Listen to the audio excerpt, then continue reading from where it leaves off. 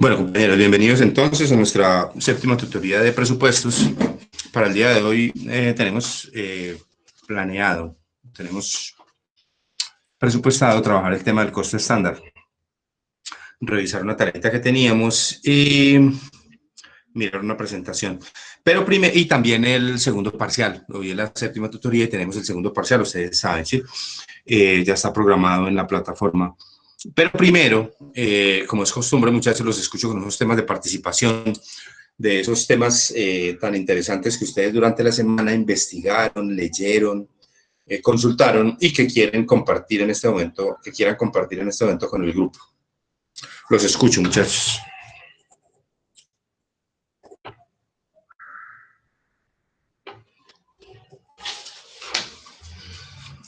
De a uno, por favor. Profe, pues yo no leí, pero sí esta mañana vi un video muy interesante donde hablaban de un que fue el que demandó a la presidencia de la República para detener el préstamo que le iban a hacer a Bianca. Ajá, sí. Y lo entrevistaron. Sí. Eso fue como algo muy interesante que vi hoy. Listo, ¿y qué dijeron o qué? No, pues el abogado presentó pues como todos los argumentos y demostrando pues como que ese dinero, en pocas palabras, pues no iba a retornar, que se iba a perder, y él ganó esa demanda que él puso.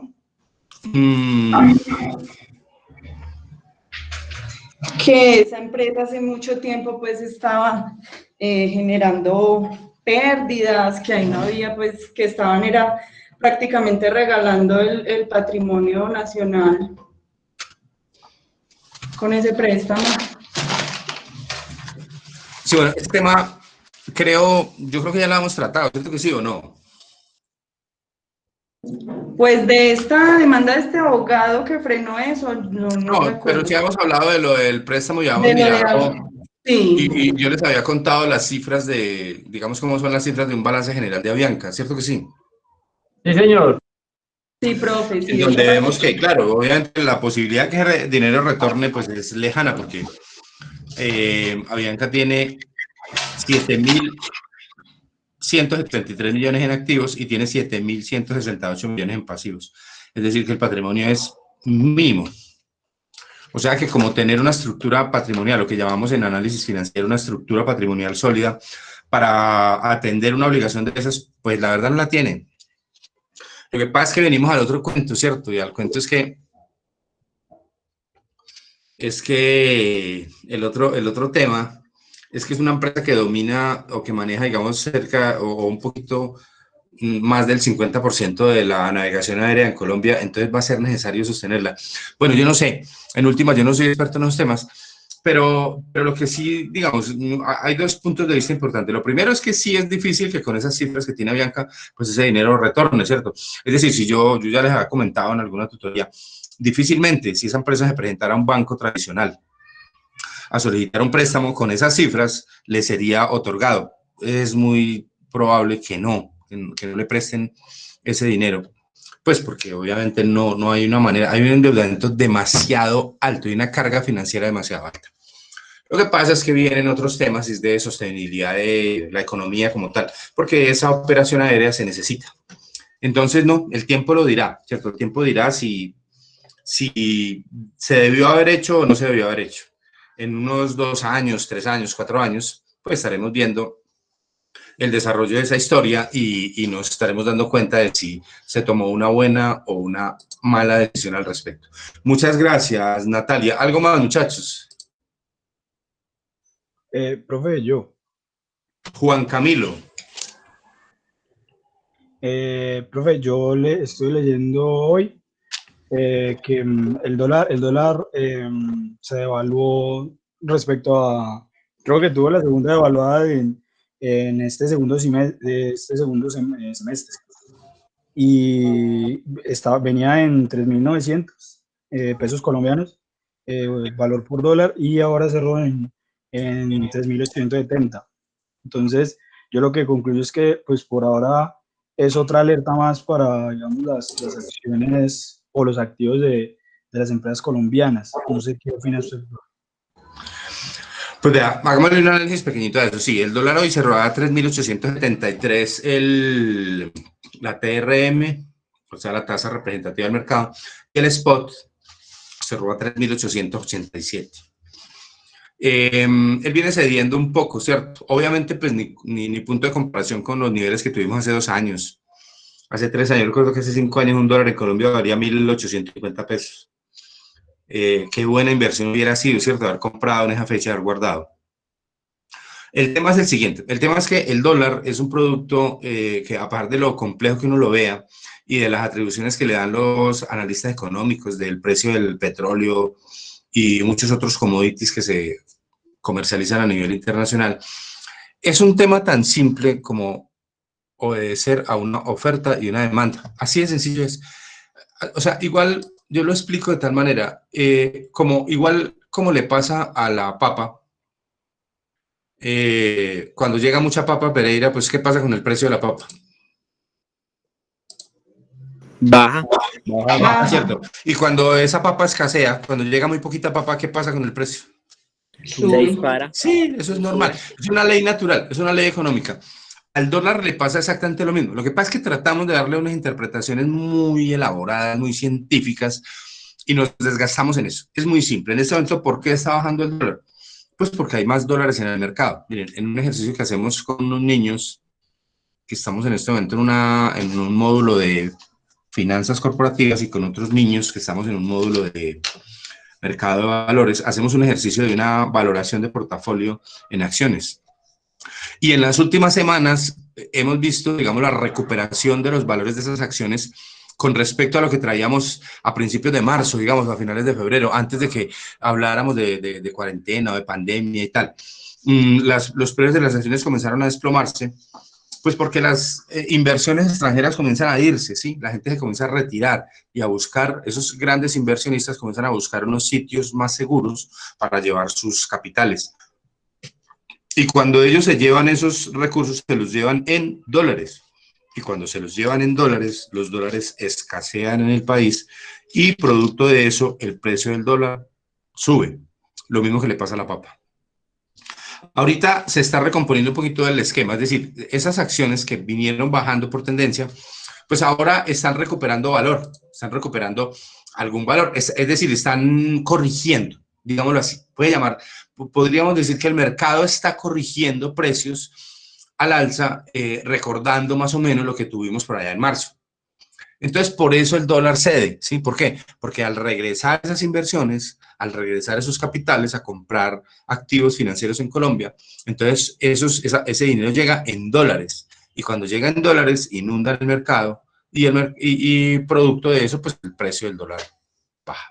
Es así de sencillo, muchachos. No hay que ponerle más tiza, no hay que ponerle más análisis financieros profundos. Simplemente es eso lo que pasa. El dólar escasea, sube el precio, el dólar abunda, baja el precio, no más. Profe, Pero o sea que me una duda, no es Sí. positivo para la economía que el dólar baje de precio. Para la No, economía.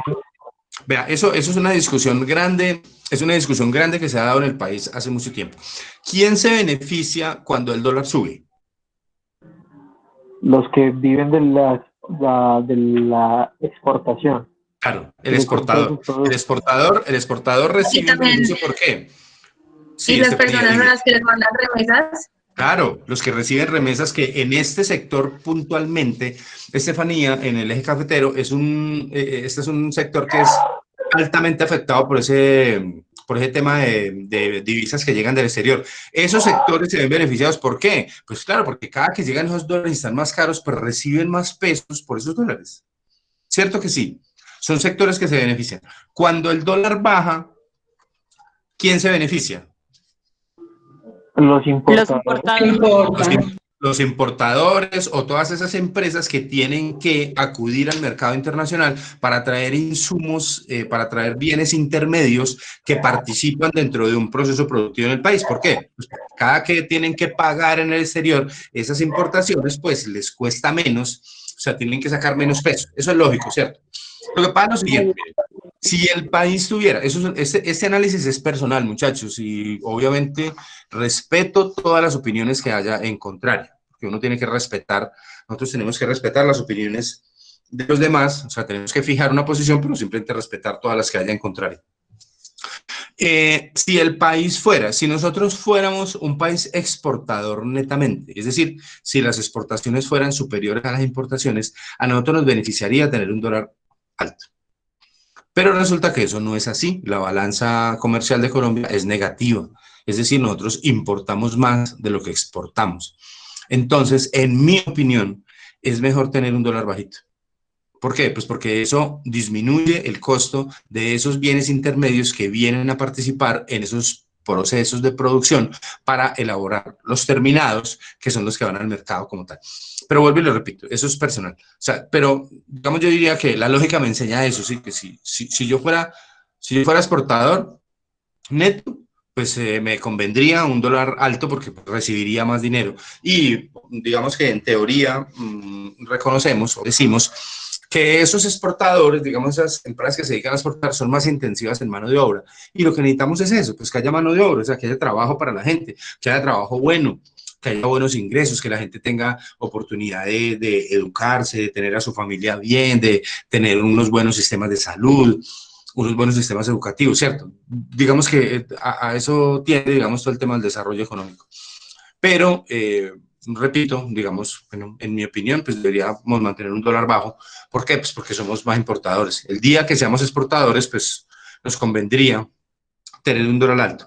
Hoy en día, digamos que el país como tal, el Estado, utiliza para manejar o para tratar de intervenir en los indicadores económicos, en el desarrollo de la economía como tal, utiliza tres medidas que son las monetarias, las políticas monetarias, cambiarias y fiscales. Las monetarias pues tienen que ver con el circulante como tal, como el salir a elevar o disminuir una tasa de interés. Ustedes saben que hoy, por ejemplo, está reunido o se reunió la Junta Directiva del Banco de la República y toman la decisión de si bajan la tasa de referencia o la suben o la mantienen. ¿Depende de qué? Depende de cómo se esté desempeñando el sector económico del país. Si cuando hay más circulante, cuando hay más dinero, pues se genera mayor producción, hay mayor consumo, pero también hay mayor inflación. Cuando al contrario escasea el dinero, pues entonces la inflación baja y la economía reduce su actividad como tal. Entonces, hoy estaban reunidos y ellos miran. Tal. Otra política es la política fiscal, que es la política de los impuestos, del endeudamiento externo, que en este momento va subiendo de una manera importante porque pues, el país ha tenido que recurrir a endeudamientos a nivel internacional para poder cubrir los subsidios y los menores ingresos por los días sin IVA y por todas las exenciones que ha tenido que hacer pues para lograr, digamos, incentivar un poco la economía. Y la tercera es las medidas, las políticas cambiarias. Esas políticas cambiarias entonces tienen que ver con el manejo del dólar. Entonces el país sale, o ha salido históricamente, cuando el dólar está bajito, el precio está bajo, entonces salen a comprar dólares. ¿Para qué? Para que escaseen en el mercado y el precio suba. Por el contrario, cuando el dólar está alto, entonces salen a vender dólares para que el mercado se inunde de dólares y el precio baje. Hoy en día no estamos haciendo eso, pues porque es difícil porque el mercado es demasiado grande. O sea, habría que invertir demasiados recursos para poder intervenir ese precio del dólar en unas franjas muy pequeñas. Para bajar 10 pesos, para lograr que el dólar baje 10 pesos, nos tocaría invertir miles y miles de millones de pesos, entonces no se hace. Pero en resumen es eso. La pregunta como tal, Daniel, para mí es mantener un dólar bajo. Muchas gracias, Daniel. ¿Algo más, muchachos? Pues muchísimas gracias por la... Una duda pequeñita ya para empezar la clase. El Sí. tema del dólar, de la inflación y eso, pues ya nos explicó la parte de que es como por demanda y oferta, pero no tiene también en parte implicado el tema de la convención o de cómo está evaluado el dólar, porque en el pasado está evaluado por oro, y pues hubo una deuda ahí, ni la verdad, porque estaban invirtiendo más, estaban imprimiendo más dólares que cantidad de oro existente allá en ese país, y después lo valoraron por dólar, y no sé si usted ha escuchado, sí, además que sí, el petrodólar. Entonces, ¿qué relación tiene eso ahí? No, digamos que una cosa es el financiamiento que tiene Estados Unidos sobre su moneda, que es una moneda que impacta al mundo entero, y otro es lo que nosotros utilizamos. Nosotros no estamos dolarizados. Eso afectaría, por ejemplo, de manera directa a un país como Ecuador o como Panamá. porque ellos están dolarizados, es decir, ellos tienen moneda propia, o sea, no pueden incidir o no pueden tomar medidas con base en la moneda propia porque no la tienen. O sea que están sujetos al vaivén, a las fluctuaciones de la moneda americana. ¿Sí? ¿Cómo emite Estados Unidos? Pues ellos se endeudan en el exterior y la política de emisión de moneda pues será de ellos interna, ¿sí? Ellos, digamos, manejan ese tema de salir a inundar el mercado y tal, pero eso no nos afecta a nosotros de manera directa. A nosotros nos afecta la política monetaria interna, es decir, cómo entran esos capitales a invertir acá o la inversión extranjera que llega y cómo salen, cómo se van cuando la situación o las condiciones han cambiado por los temas de rendimientos financieros, cómo se van otra vez directamente. Pero digamos que esa emisión como tal que hace Estados Unidos sobre esa moneda no nos afecta a nosotros de manera directa. Ahora, un tema importante también que usted lo toca ahí es que hoy en día las monedas no están avaladas en nada, no están soportadas en nada, no tienen ningún soporte. Les hago una pregunta. ¿Qué es lo que fija, digamos, el valor de una moneda? ¿Por qué nosotros creemos en un billete de 50,000 pesos, ¿sí? Y le damos ese valor? O les cambio la pregunta, tal vez ya se las había hecho, no sé, de pronto yo creo que no es parte de este curso, más bien como de finanzas. Les pongo un ejemplo, no sé si ya se los había hecho. Ustedes saben, cuando yo les cuente algo que ya les había contado, ustedes ponen cara sorprendidos y todo para que no pierdan puntos con el tutor. ¿Sí, muchachos? Bueno, profe. Bueno, entonces resulta que yo hice con Juan Camilo un negocio. Resulta que hicimos un negocio de un carro y tal, y yo le quedé viendo 10 millones. Se los quedé de pagar en diciembre. Pero yo lo llamo y le digo, oye, Juan Camilo, ¿cómo le parece? Que es que yo tengo un primo en Venezuela que tiene un negocio allá y me mandó unos bolívares. Le voy a pagar esos 10 millones en bolívares. ¿Qué me contestaría Juan Camilo?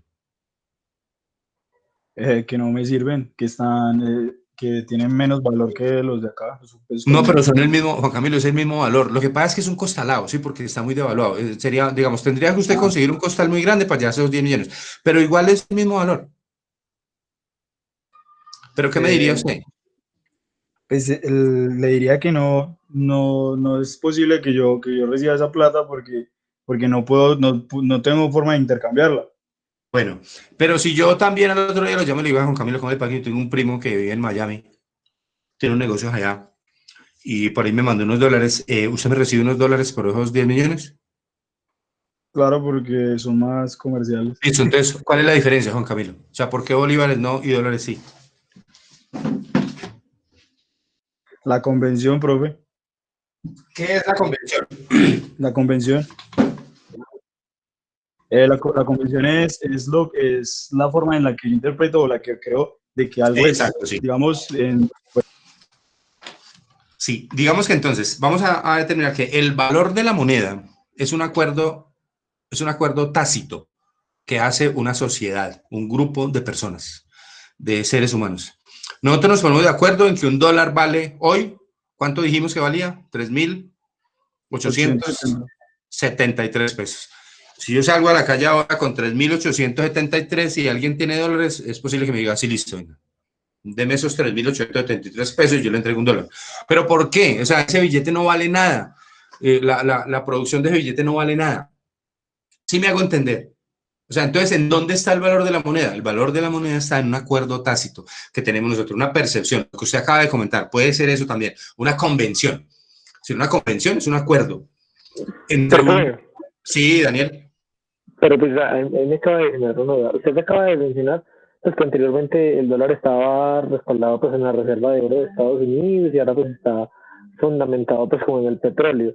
Yo tenía entendido que el bolívar estaba pues el bolívar fuerte, que era una moneda, estaba como fundamentado en el petróleo de Venezuela. Entonces, si Venezuela es un país tan rico en petróleo, ¿por qué su moneda está tan devaluada? ¿Por temas políticos o por temas de riquezas del país? No, por temas financieros, Daniel, es por el manejo de las finanzas del país como tal. Mire, para que rematemos el cuento, espéreme, ya le acabo de contar eso y le acabo el tema a Juan Camilo. Entonces, digamos que ese valor de la moneda es un acuerdo tácito entre una sociedad como tal. Nosotros nos ponemos de acuerdo en que esa moneda tiene un valor. Esa moneda no vale nada, realmente, un dólar no vale nada. un peso no vale nada, es un acuerdo que tenemos. Es decir, mire, les pongo el siguiente caso. Hoy, por ejemplo, yo compro un dólar, digamos, yo compro un dólar en 3.873, pero resulta que mañana en Estados Unidos hay una guerra civil y el dólar, producto de esa convulsión de la sociedad y tal, el dólar llega a bajar a 1.000 pesos. ¿A quién creen ustedes que yo pueda ir a reclamarle mis 2.873 pesos? Tal vez podría yo ir a decirle al presidente Trump, decirle, mire hermano, yo compré este dólar en 3.873 y mira que me están ofreciendo 1.000 por él. ¿Usted me da la diferencia? ¿O qué pasaría con esa diferencia? No, paila. Son productos del... Ya perdió, ¿cierto que sí? Ya se perdió. ¿Por qué? Porque la convención cambió, lo que dice Juan Camilo. Entonces, el valor de la moneda es un acuerdo tácito entre unas personas que se ponen de acuerdo. ¿Por qué se manejan los valores? Por la estabilidad financiera de los países. Nosotros tenemos una estabilidad financiera, Colombia, ¿cierto? Nosotros, por ejemplo, hace 3 meses fuimos, hace 4 meses, no sé, o 5 meses, empezando la pandemia, fuimos al Fondo Monetario Internacional y le dijimos, Fondo Monetario, necesitamos 5.000 millones de dólares para atender unos subsidios. Y el Fondo Monetario, ¿qué dijo? Sí, señores, bien pueda, aquí está la plata. Venezuela por esos días hizo lo mismo, le dijo, señor Fondo Monetario, necesito 5.000 millones de dólares. ¿Y qué le dijeron a Venezuela? Adivinen. Que no. No, que no le prestaban un peso. ¿Por qué? Porque sus finanzas están mal, sus bonos están mal calificados, su manejo financiero interno es malo, independientemente de que tenga o no tenga petróleo. El dinero no está soportado en nada, ni el dólar está soportado en petróleo, ni en oro, ni el bolívar está soportado en petróleo, ninguno. Ni el de nosotros, digamos, el peso está soportado en metales. Recuerden lo que hablábamos hace poquito sobre la venta que hizo Colombia sobre las 2/3 partes de los metales que tenía en reservas internacionales, que representaban el 1.2% del total de las reservas. ¿Por qué se hace eso? Porque ya no se utiliza, los metales ya no se utilizan, los metales ya no son soporte de la moneda como tal. La moneda se soporta en un acuerdo tácito, en unas condiciones, unas percepciones que tienen unas personas sobre los valores. Entonces el Bitcoin sería igual. Perdón, ¿cómo? El Bitcoin sería igual. Exactamente el mismo. El Bitcoin, los diamantes, los tulipanes, hace muchos años en Holanda. ¿Por qué un Bitcoin hoy en día? Pues no sé, yo no sé cuánto vale un Bitcoin hoy en día, Juan Camilo. Actualíceme. Profe, ahí sí me corchó. Bueno, más o menos, mire, a finales del 2000. Sí, dígame, Daniel. Creo que está como en $10, pero ya mismo voy a investigar. $10.000 tal vez. Sí, mire, a finales del 2017, un Bitcoin, ojo pues a las cifras, un Bitcoin llegó a valer $18.000.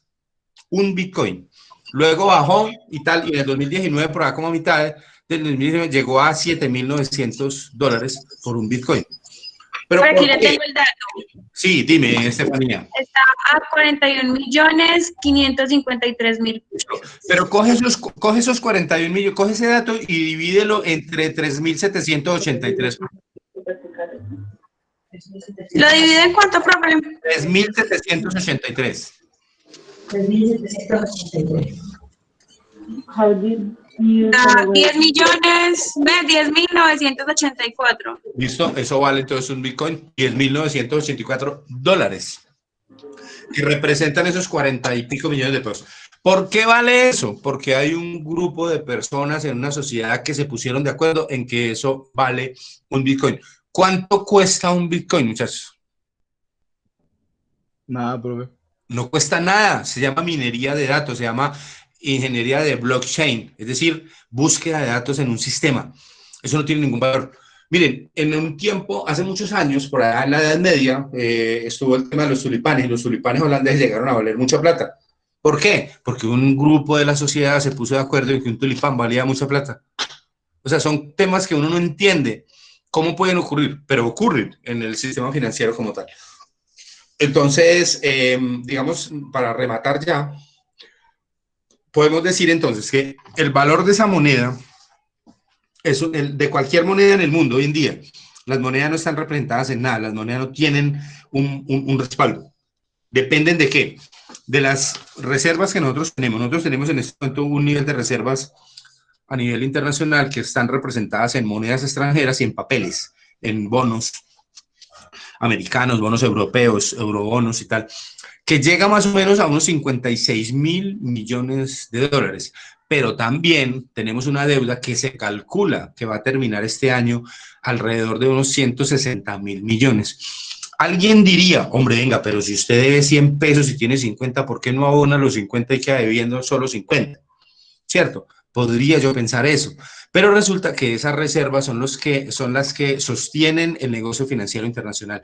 Esas reservas son las que nos dan a nosotros esa percepción de valor de la moneda a nivel internacional y garantizan las transacciones de comercio internacional que hace el país, las importaciones y las exportaciones. Por eso hay que sostenerlas, ¿sí? Porque alguien ha dicho aquí en Colombia, en medio de la ignorancia, no, pues liquidemos las reservas y ya, y debemos menos plata, pero no es tan sencillo porque es como el soporte, digámoslo así, no es que estén acuñadas en esto, pero es como el soporte. Listo, muchachos. Sí, profe, muchas gracias. Bueno, muchas gracias muchachos por los aportes. El tema se vuelve interesante. A mí pues me apasiona el tema financiero. Tiene todo que ver con lo que estamos tratando. Y igual de todas maneras, un futuro profesional como son todos ustedes, muchachos, debe estar enterado de todos estos temas, debe manejar los temas de macroeconomía y lo que está pasando en el país y digamos a qué obedecen todos los movimientos financieros internacionales porque es importante, ¿sí? Entonces me gusta que trabajemos ese tema también. Bueno, vamos rápidamente a verificar el tema de asistencia.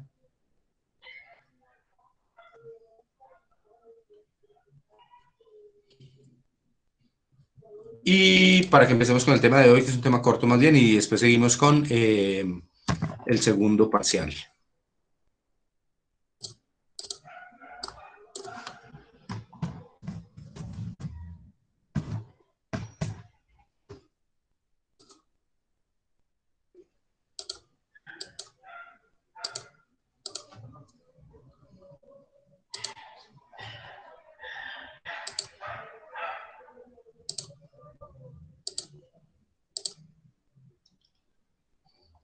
Francia Milena.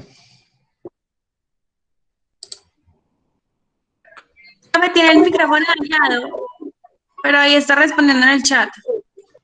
Sí, ya la vi. Lina María. Presente, profe. Gracie. Presente, profe. Catalina. Presente, profe, ¿cómo está? Vale, muy bien, Catalina. Valentina González. Presente, profe. Karen Grisales. Presente, profe. Helen. Hola, profe, presente. Hola, Helen, ¿cómo estás? Sandra Patricia.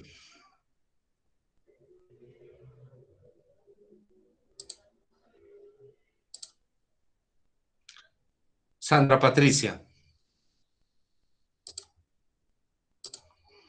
Erika Rivas.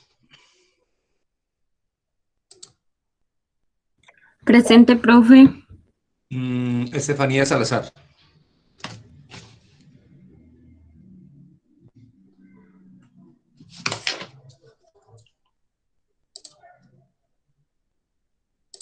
Estefanía. Juan David Tapasco. Presente, profe. Estefanía fue la que le acabo de escribir Sí, ella acaba de participar, listo, perfecto. Profe, qué pena, me acabó de entrar una llamada. Estoy aquí. Estefanía, listo, no hay problema. Profe, Gracias. y yo, Sandra Restrepo, que colgué la llamada en vez de contestar y activar el micrófono. Bueno, espérame un segundito. Sandra Patricia. Sí, señor. Bueno, dame un segundito.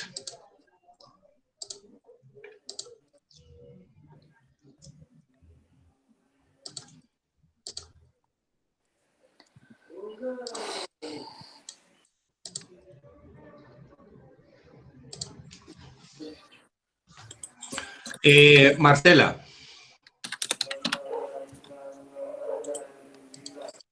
Marcela se le cayó el internet hace un segundo. Ya me escribió. Laura Vanessa. Presente. Jefferson Duque. Presente, profe. Juan Camilo Espinosa. Presente, profe. Daniel Gaviria. Presente, profe. Daniela Giraldo. Presente, profe. Luisa Fernanda Mendoza. Presente, profe. Julie Parra.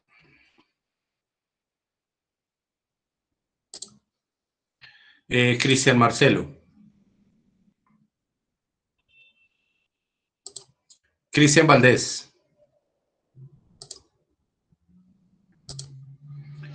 Juan Esteban Valencia. Presente, profe. Laura Alejandra Biesner. Presente, profe.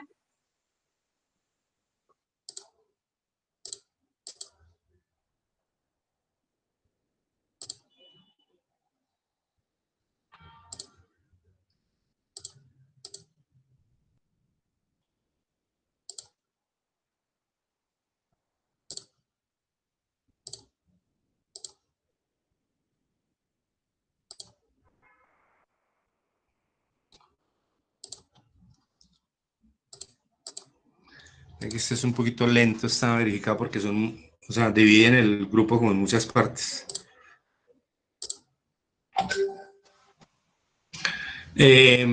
María Alejandra. Presente.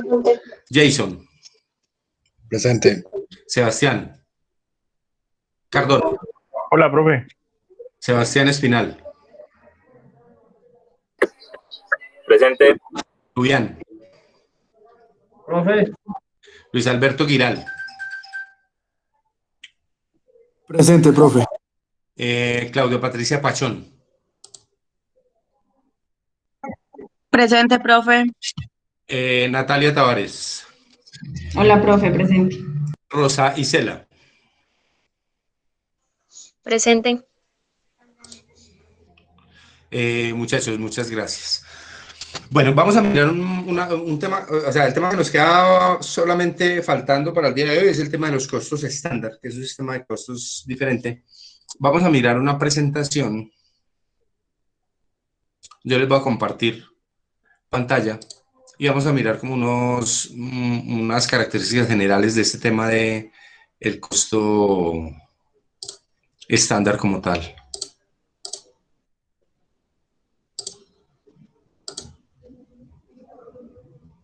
Ahí lo ven. Sí, profe. Bueno, este costo estándar, digamos, es una manera de costear. Es diferente a la tradicional que trata de ubicar antecedentes históricos, es decir, presupuestar frente a lo que hicimos el periodo anterior. Nos gastamos 100 pesos, entonces vamos a aumentarle el IPC y vamos a ir a 105, a 110, bueno y tal. El costo estándar pretende ubicar, diferente a ese histórico, ubicar un valor que el deber ser, es decir, el costo que va a tener esa producción o ese periodo como tal.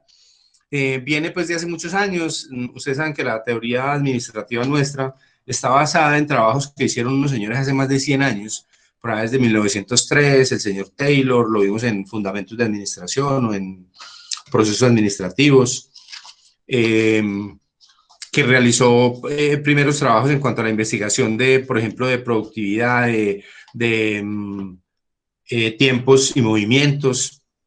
Y después entonces se inspiraron a un señor Harrington Emerson para profundizar sobre el tema, quien a su vez sirvió de inspiración a un contador que se llamaba Chester Harrison para en 1921 surgiera la técnica de evaluación de costos estándar, considerándose a Emerson como el precursor y a Harrison como el realizador, cuyo primer ensayo fue hecho en Estados Unidos en 1912. Ya desde esa época se hablaba entonces, desde hace más de 100 años, sobre los costos estándar. ¿Qué definición tienen estos costos? El costo estándar indica lo que debe costar un artículo, no lo que costó en el periodo anterior, sino lo que debería costar. Es una investigación que se hace frente a la definición de mano de obra, de costos indirectos, de materiales, para establecer cuánto debería en la realidad costar. Y generalmente, si es un trabajo más dispendioso, pero pues cuando se hace con juicio, pues es un poquito más cercano al costo real, es decir, a lo que se ejecuta en el costo como tal. El término estándar en la empresa industrial indica que se han encontrado los mejores métodos y medios para fabricar un bien. Y cuando hablamos de una empresa industrial, muchachos, hablamos de que cuando nosotros hablamos de costos y de presupuestos, es mucho más sencillo cuando es una empresa industrial, es decir, cuando la producción es en serie. Cuando yo produzco zapatos rojos en serie, es mucho más fácil elaborar un presupuesto. Claro, ¿por qué? Pues porque es más sencillo. Si la producción es en serie, es decir, el producto es el mismo, si dependo, digamos, de un mercado, de un incremento, de una política de venta, de una política de inventarios, pues es mucho más sencillo elaborar el presupuesto de todo, de las ventas, de los costos, los presupuestos financieros y tal. Pero cuando trabajamos con empresas que no son industriales directamente, cuando son de servicios, cuando trabajan por obra contratada como tal, que no se trata de una producción en serie, pues el sistema comienza, digamos, a presentar algunos inconvenientes como tal. Por lo tanto, los costos estándar determinan de una manera técnica el costo unitario de un producto basados en métodos eficientes y sistemas eficientes para encontrar lo que debería ser, en esencia, el costo de ese producto como tal. Dentro de la clasificación de costos estándar tenemos que se clasifican en dos grupos: los costos estándar circulantes o ideales, que son aquellos costos que representan metas por alcanzar, o sea, que están ubicados en objetivos como tal, en condiciones normales de la producción, sobre bases de eficiencia. Son normas rígidas que a veces en la práctica nunca pueden alcanzarse. Es difícil, digamos, establecer una proyección de costos, así sea estándar o así sean costos normales, y que se cumplan en la realidad. ¿Yo dependo de qué? Dependo de muchos factores. Dependo de factores económicos, sociales, de capacidad productiva, de problemas con el personal directo sobre la producción, digamos, lo que estamos hablando ahorita, diferencias en las tasas de interés, en las tasas de cambio, condiciones financieras. Todo esto me puede afectar a mí la ejecución de un presupuesto como tal. Y los costos estándar básicos o fijos, que representan medidas fijas que solo sirven como índice de comparación, no necesariamente deben ser cambiados, aun cuando las condiciones del mercado no han prevalecido. Y cuando las condiciones del mercado cambian, esa presupuestación que yo hago, digamos, esos datos, pues obviamente van a tener unas diferencias grandes, porque yo no los puedo tener en cuenta desde el principio. O sea, no es posible en unos costos estándar básicos o fijos, pues tener en cuenta cómo se va a mover el mercado o cómo va a ser la demanda de mis clientes. O sea, qué tanto me van a pedir del producto que yo comercializo para poder establecer cuáles van a ser los cambios en ese presupuesto como tal. También están dentro de los tipos de estándares, están los estándares como tal. Ustedes saben que el estándar es una media, el estándar es como un acuerdo, ¿sí? Es como una medida general que utiliza el mercado, utiliza digamos, un segmento del mercado, un tipo de industria, para establecer unos valores que sean, digamos, como reconocidos o que sean aceptados por la generalidad, o sea, por la mayor parte de estos participantes. Dentro de ellos están los estándares ideales, que son aquellos que representan el nivel de funcionamiento que se lograría con la mejor combinación posible de factores, como precios más favorables de materia prima, mano de obra, la producción máxima al costo mínimo, que es lo que pretendemos en última, ¿sí? Tener una producción óptima, una producción máxima, digámoslo así, con un costo mínimo. A eso, digamos, tiende, o ese es el objetivo final, macro, de las tareas de presupuesto y de la gestión de presupuesto como tal, pues a lograr eso, ¿cierto? A lograr que con una menor inversión, con una menor utilización de recursos, pues logremos una producción máxima. Y ese sería como el ideal de todo presupuesto como tal. Teniendo en cuenta, muchachos, como yo les he comentado, que uno tiene que tener un nivel de holgura cuando presupuesta, ¿sí? Porque cuando se es muy estricto en el tema de la identificación o del establecimiento, de la determinación de presupuestos, pues muchas veces se limitan capacidades. Es decir, si yo ya presupuesté que no puedo invertir sino X nivel de recursos para la producción, pues cuando haya un aumento en los pedidos, un aumento en el mercado como tal, pues me voy a ver limitado, ¿sí? Por unas cosas que yo ya presupuesté, que yo ya dije que no se podían mover y que son estáticas. Entonces es importante tener la flexibilidad necesaria para poder mover ese presupuesto, para poder adicionar en algún momento dado, cuando el mercado se comporte de manera favorable, aumente los pedidos y yo logre, digamos, utilizar eso para generar unos mejores resultados como tal. También están los estándares normales que hablan sobre las condiciones, digamos, de operación cotidiana que maneja la compañía. Es decir, durante un periodo, un ciclo económico, pues se maneja un nivel de producción X y tal, y eso sería como el estándar normal. Si no hubiese ninguna modificación, si el mercado no reaccionara a factores externos, si las operaciones funcionaran de manera como repetitiva, digámoslo así. También están los estándares reales, corrientes o previstos que se basan en las condiciones económicas actuales y representan el nivel de logro hacia el cual mira la gerencia para el próximo periodo económico. Estos estándares actuales representan un punto de vista a corto plazo. Son fáciles de comprender y han demostrado ser útiles, es decir, es como la utilización de algunos elementos de un presupuesto ya ejecutado que me sirvan a mí como estándar para pronosticar el nuevo periodo como tal. Los estándares básicos representan una clase especial de patrones de índole estadístico, preparados para algún año base. Es decir, es la utilización de algunas metodologías que vimos hace 8 días, como los promedios móviles, como las regresiones, como el método de mínimos cuadrados, para establecer de alguna manera cómo se va a comportar ese presupuesto en un futuro como tal. La responsabilidad por el establecimiento de los estándares y la construcción de los estándares no es sencilla, o sea, no es una actividad que sea fácil de llevar a cabo. Por lo general la tengo que contratar con unos expertos en el tema de costos y en el tema de establecimiento de estándares como tal. Para usar con éxito los costos estándares, tiene que atribuirse la responsabilidad a alguna persona o un grupo, ¿cierto? Tengo que tener como un comité de estándares que se dedique solamente a tratar de establecer cuál es el estándar, cuál es el ideal de ese costo que yo voy a tener, de ese presupuesto, qué es lo que yo voy a invertir, qué es lo que va a necesitar invertir para lograr un nivel X o Y de producción como tal. Este proceso es mediante un comité de estándares que está constituido por, debería participar dentro de una empresa grande, digamos que tenga un tamaño importante para esa determinación de estándares, el departamento de ingeniería de producción, el departamento de ingeniería de procesos, departamento de compras y tal vez la jefatura de personal, porque tendrían que establecer, digamos, los recursos humanos o el conocimiento o las personas que se requerirían para llevar a cabo esa actividad como tal.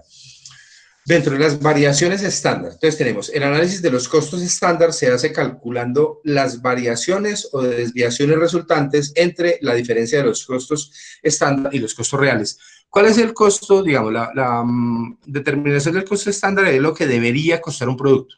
Y el costo real, pues, como la palabra lo dice, es lo que realmente cuesta. ¿Cuál es la tarea? La tarea es hacer que esa variación sea lo más pequeña posible. El estándar que yo construí, y yo dije, esto debería costar la producción de ese bien, de ese elemento, de esa unidad de producción, y los costos que sean reales como tal. También tenemos variación dentro de esas variaciones estándar están variaciones de materia prima, como la variación de precio en la materia prima como tal, porque eso me puede afectar a mí de manera directa, el precio estándar, el precio real y la cantidad que yo tenga que producir. Recordemos que cuando el producto tiene que aumentar de precio por algunas condiciones de mercado, pues obviamente la demanda se constriñe, es decir, la demanda disminuye como reacción a un aumento del precio. La variación de cantidad es cantidad estándar menos cantidad real, que tiene que ver también con el precio estándar. Dentro de la mano de obra podría tener variación de costos o tasa estándar menos tasa real. Y para establecer las horas reales. En esto hay un tema en el presupuesto y en el tema de costos que es importante que tengamos en cuenta, muchachos, y es que cuando yo tengo una línea de producción, yo tengo un equipo, digamos, destinado para eso, y resulta que ese equipo, voy a poner un ejemplo, son 20 personas las que participan en ese proceso de producción. Entonces yo puedo fácilmente tomar esas 20 personas, el valor que yo les pago, el valor de la nómina total con prestaciones, con todos los costos que tiene, y convertir eso en hora hombre, ¿sí? Y decir, mire, una hora hombre cuesta tanta plata. Y cuando yo tenga que...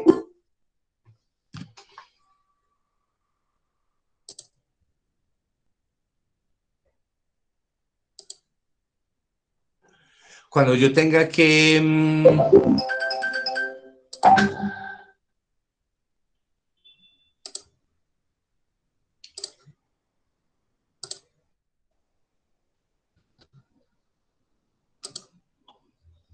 cuando tenga que presupuestar, digamos, el costo para una obra contratada como tal, pues entonces yo les llevaría directamente las horas hombre, el valor de la hora hombre multiplicado por esas horas que yo voy a necesitar. Pero resulta que eso funciona en un mundo ideal. Es decir, digamos, en el supuesto de que todas esas horas hombre se van a utilizar. Pero resulta que eso no es cierto. Hay algunas que van a quedar vacías, pero yo tengo que pagarlas. Yo tengo que pagarle a las 20 personas que tengo allí, independientemente de cuántas horas, hombre, yo le tenga que asignar a cada obra o labor. ¿Sí es claro eso, muchachos?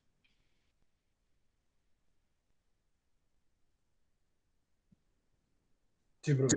O sea, siempre voy a tener una diferencia entre real y estándar.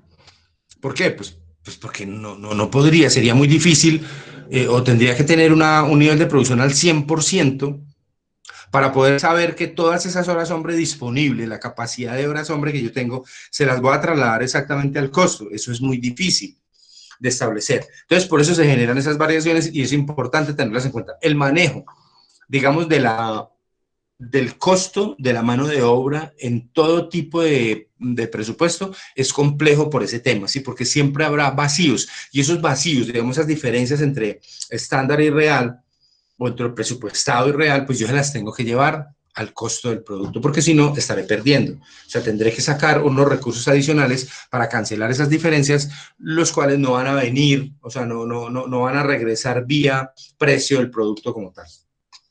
Las variaciones de eficiencia son horas estándar menos horas reales para establecer la tasa estándar de eficiencia, es decir, más o menos lo que venimos comentando. La variación de costos indirectos tiene que ver entonces con variación de eficiencia, horas estándar menos horas reales. También en los costos indirectos de fabricación pueden existir esos vacíos en los cuales yo no pueda, digamos de alguna manera técnica, asignar esas diferencias entre estándar y real al costo del producto como tal. La variación de presupuesto, monto presupuestado menos monto ejecutado, es la diferencia entre lo que yo proyecté y lo que realmente ejecuté, o la brecha, digamos, que llamamos, que deberemos tratar siempre de que sea lo más pequeña posible. Y la variación de volumen, que son horas presupuestadas menos horas reales, o sea, las tasas estándar. Lo mismo que hablábamos ahorita. Horas presupuestadas, es decir, horas de capacidad que tenemos con el montaje, digamos, que tenemos allí, el número de personas disponibles para realizar la tarea y las horas reales que utilizamos para el costo como tal. Ventajas de los costos estándar. Dentro de las ventajas, los costos estándar pueden determinar métodos de trabajo, medir resultados y fijar responsabilidades como tal. Es una manera técnica, digamos, de manejar el tema de presupuestos. También conocer la capacidad no utilizada en la producción y las pérdidas que ocasiona periódicamente, lo que les acabo de comentar. La capacidad que no se utiliza, es decir, de esos 20 hombres que yo tengo disponibles para esa labor, ¿cuántas horas se quedan sin utilizar? Que las tengo que llevar al costo, porque de todas maneras yo tengo que pagar los 20 hombres, no puedo pagar proporcional a lo que ejecutó cada uno. Conocer el valor del artículo en cada paso de su proceso de fabricación, permitiendo evaluar los inventarios en proceso a su costo correcto. Y como desventajas, dice que en la práctica es muy difícil adaptarse a una estructura conceptual específica, debido a la rigidez o flexibilidad, y así los costos no pueden calcularse con precisión. Sí, es difícil, digamos, en un sistema estándar, llegar a conocer exactamente cuánto podría valer ese producto, cuánto puede valer ese presupuesto, cuánto necesito. Digamos que hay algunas herramientas, hay muchos software que trabajan el tema, pero de todas maneras se convierte en una labor un poco dispendiosa, un poco difícil de llevar a cabo. Y también que si no se revisan las normas, cuando se producen cambios de fabricación importantes, se obtiene una medición o evaluación inapropiada o poco realista. Todos los cambios que puedan ocurrir dentro de ese mercado como tal, dentro de ese momento, dentro de, digamos, el periodo presupuestario, pues obviamente me van a afectar directamente el presupuesto estimado.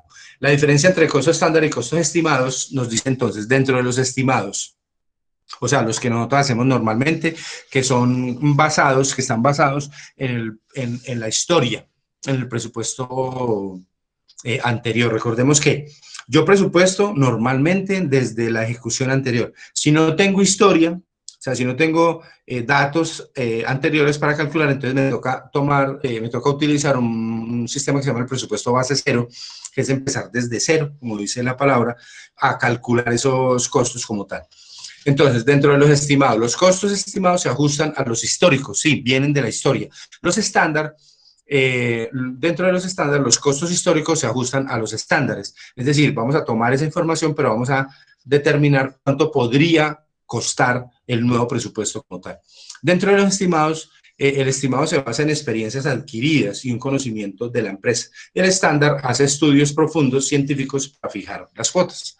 Es un poquito más dispendioso realizar los trabajos de costo estándar, porque son un poquito más científicos como tal.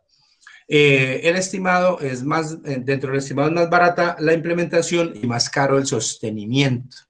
¿Por qué? Porque tiene mayores diferencias. Dentro del estándar es más cara la implantación. ¿Por qué? Porque se necesitan herramientas más poderosas para poder establecer ese estándar. Y más barato en el sostenimiento, pues porque esa información se mantiene sobre el tiempo.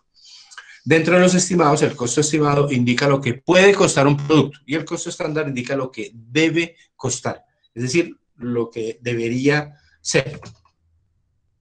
Como conclusión, entonces, para tener un mejor control de los costos en cualquier empresa industrial, se recomienda más contar con un sistema de costos estándar, por ser más conveniente, ya que nos permitirá no solo determinar un costo anticipado de la producción, sino el costo que realmente debe mantenerse durante el proceso productivo.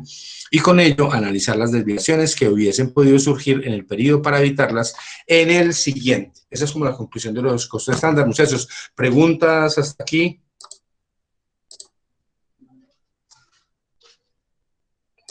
No, profe, todo claro. Bueno, muchachos, digamos que como tema lo voy a dejar allí y les voy a ofrecer unas disculpas. La verdad es que estaba un poquito indispuesto el día de hoy. Hace días vengo luchando con una crisis de hipertensión tenaz y hoy no ha sido fácil. Tenemos programado el segundo parcial para las 8 de la noche. Tiene una duración de 1 hora. Son las mismas 11 preguntitas. Falso y verdadero, selección múltiple, de mucha lógica, y la información que les falte en la lógica pues la encuentran en el manual o en los apuntes. Si ustedes quieren, son las 7:33, yo los puedo adelantar para que lo hagan más rápido. Si no, lo dejamos para las 8 normalmente. Profe, adelante. De una vez. Sí, profe, de una vez, por favor. Bueno, están que se van a descansar estos petacones. Bueno, Profe, una semana una semana que... dura. Mucho trabajo, muchas cosas. Sí, la verdad, esta semana estuvo durita. Para mí también estuvo durita y luego es que tengo un tema de presión alta que no he podido controlar. Bueno, entonces, hagamos lo siguiente.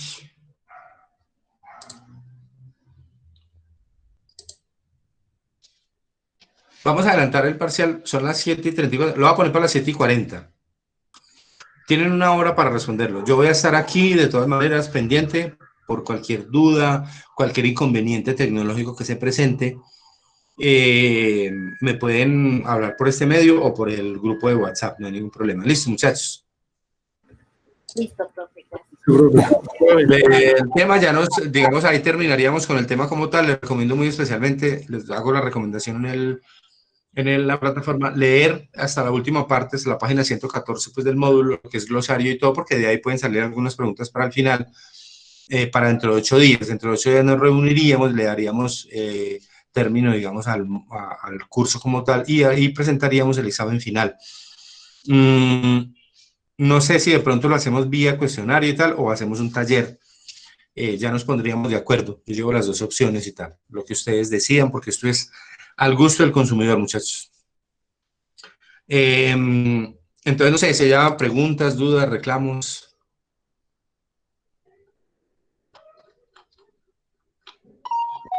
No, profe, todo muy bien, muchas gracias. No, a ustedes, muchas gracias por la atención, cuídense mucho, yo estoy aquí pendiente, Dios los bendiga. Sí, mucha suerte con el parcial. Entonces, 7:40, lo voy a habilitar en este momento. ¿Listo, muchachos? No, profe, gracias. Que se mejore. De todas maneras, aquí pendientes por cualquier cosa.